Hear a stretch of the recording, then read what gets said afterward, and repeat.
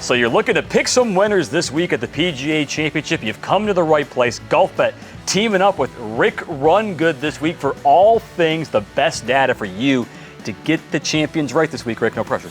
I guess not. I mean, this is a pretty big one. So here's what we're going to do. We have the best stat team out there to figure out why these players in the past have done so well at every event. The PGA Championship at Quail Hollow. We know there's tons of data from recent events there. Justin Thomas in 2017. Let's start with this.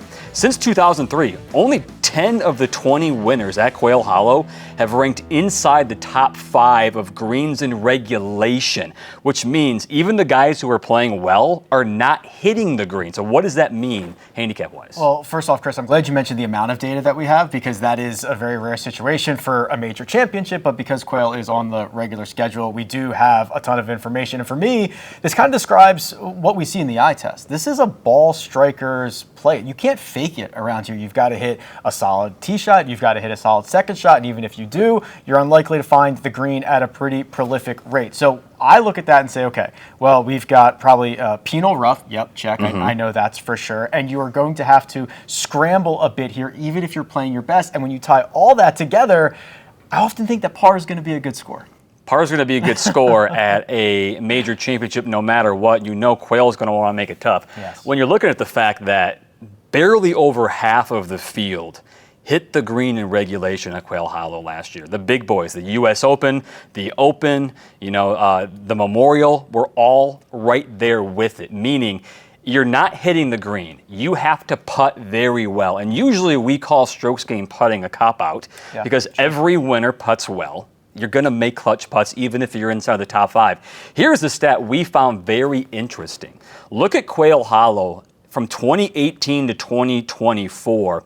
It had the second highest putting percentage made by winners from 5 to 15 feet at 63%. Only one other place, it was Deer Run for the John Deere Classic, had more winners making a bigger percentage of their putts from 5 to 15 feet. So how do you correlate that with missing the green and then making those putts? Well, the first part I think is very key here. So I think this continues to tell the same story about missing those greens are putts in this length. These are probably not all birdie putts. These are probably mostly putts for par. So if you miss the green and you have to chip up or play from a bunker and you're playing it to somewhere between 5 and 15 feet, a lot of these putts that are being made are probably for par to keep that momentum going. And then as you get to the deeper, the longer parts of that range, the 10 feet and out, those might be your birdie opportunities. Maybe they're coming on the par 5s. Maybe you stuffed one close, but we're still talking about a range where once you get to that 8-foot range and beyond, you're less than 50% to make those putts. So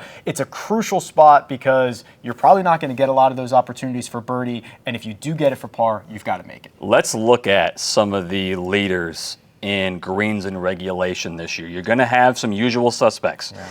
Scotty's going to be up there. Patrick Cantlay is going to be up there. Anybody on here, you can go down even to 20, 30 that catches your eye. Yeah, the problem for me is there are some guys who are great in this stat alone, like Russell Henley, but they're going to be at a pretty significant disadvantage for their lack of distance off the tee. I would even throw Colin Morikawa into that mix. So you mentioned his name. It's Patrick Cantlay for me, who I think is an X factor. He might win this golf tournament. He might finish dead last. He might miss the cut. I don't really have any idea, but the way that his metrics have been stacking up in 2025, the way that they are laying out on paper for Quail Hollow are all very positive. He's got to putt better. That 5 to 15 foot range, if he can bury enough of those putts, I think he has a real good chance. We've seen 2 big names this year already get a win that they desperately needed in JT and Hovland.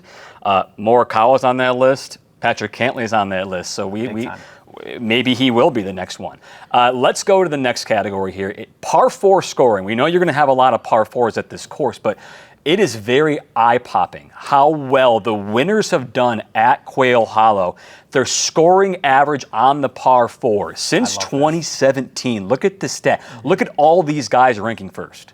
Yeah, so what we also know is that the par 4s at Quail Hollow are very difficult. They played like a 4.2, 4.3 average. It's one of the more difficult set of par 4s that we have on the schedule. And then these guys, the winners who are playing them under par and often picking up a half a shot to the field on average on the par 4s, like that completes the story. That completes the loop. This is a lot of holes where it's a two-shotter, right? You're going to have to hit a strong tee shot. You're going to have to hit a strong approach shot. If you cannot, par is a good score, and this solidifies all of that. The winners being able to get under par here. So I think it tells the whole story. And we're looking at decently under par. We're not looking at 3.98, we're looking at 3.8 range, where these guys were really making that up on the field. And it's probably them avoiding the bogey as much, because if you put a 5 on the card in this scoring average, it really does tank it. Yeah, they'll make a couple of birdies on the par 4s, but this is really a bogey avoidance situation for me.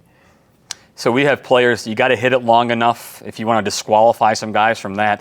Greens in regulation are going to be very important, and when you're not hitting the green, are you making those putts from 10 to 15 feet? So we talked about greens in regulation guys who lead that category.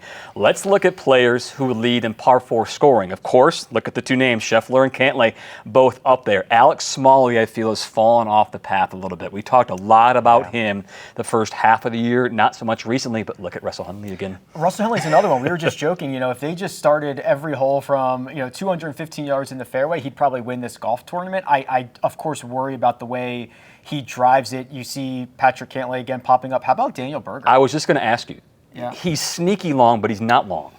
He's sneaky good at everything. Okay. Not great at anything, really good at everything. And that type of skill set, we saw Harris English to an extent do the same thing when he won at Torrey Pines earlier this year. When par is a good score, the well-rounded guys are the guys that are able to avoid making bogey because they're not relying on any one skill set. So Daniel Berger, who's playing his best golf in literally years right now, ranks really well in par 4 scoring. He's a good bogey avoider. He's obviously a longer shot, but he's someone that definitely pops up on the charts. You need the stats matter. RickRunGood, check him out this week. This is just the beginning of our Golfbet coverage from the PGA Championship. Coming up on Tuesday for the Roundtable Show, Will Gray is going to be on site at Quail Hollow. He's walking the course to give us all the inside tidbits of how this place is really going to play. They got a lot of rain in Charlotte on Monday. It's going to keep on raining. The course was closed to the public. How is that going to affect scoring, and which type of player might have the advantage if the conditions are really wet? Will's going to have a deep dive into all that. Plus, we have our outright picks to win, our favorite prop bet markets to help you, the bettor, have all the best knowledge before you make your picks. If you like what you see so far, go ahead and hit that subscribe button on YouTube. The entire Golfbet team is here to give you all the best up-to-date stats and data from the PGA Tour each and every week.